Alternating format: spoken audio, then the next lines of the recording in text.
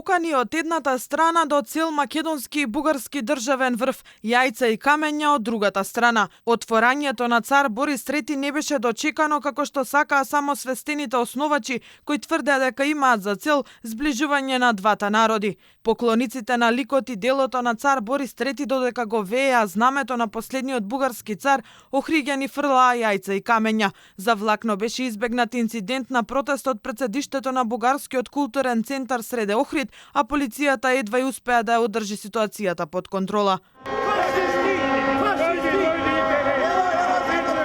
Фашисти, татари, јасно ме жив, беа пораките од охриѓани. Цар Борис е фашиста. Во една демократска земја за фашисти нема место. И че си ја браниме ја држава без разлика колку е. Во Пиринска Македонија да им дадат право, не само тука. Ако нашата влада не реагира, и ако се европјани. Срамота за Македонија и за сите кои што го дозволуваат сиве овие работи. Немаме ништо против овие луѓе. Тие се инсуинирани, натерани, без да се свесни што прават. Го копаат гробот на Македонија. Инцидентите беа спречени на отварањето, но не и откако бугарското здружение почна да функционира. Канцеларијата беше вандализирана во 2 наврати, еднаш искршени стакла, втор пат беше пукано со огнено оружје кон излогот на клубот. Ова не е случајно. Ова е намерно, а бугарите го користат заради нивната 150 годишна желба македонците да се бугари. Да го затвори то подхитно.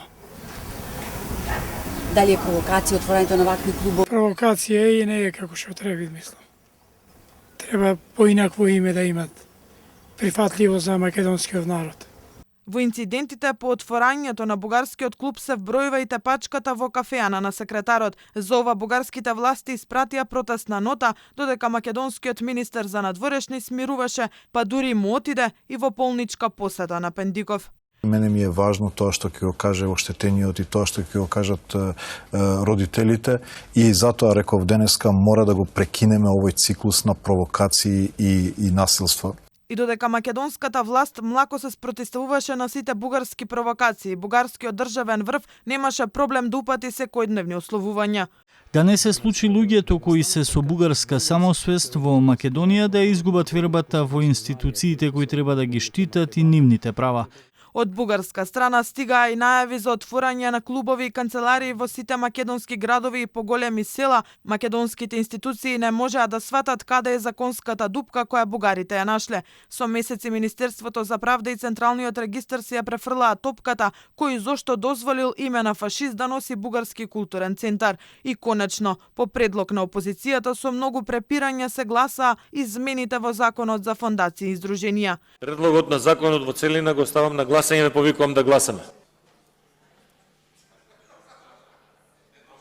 Цар Борис III го злоупотреби и рокот кој што му беше даден за промена на името, па наместо барање доставиле само лист хартија за да си купат време. И на комисијата за употреба на имиња на личности требаше повеќе од 1 месец да ја донесе одлуката за негово затворање. И откако министерот за правда конечно потпиша, официјално цар Борис III е избришан од Централниот регистар.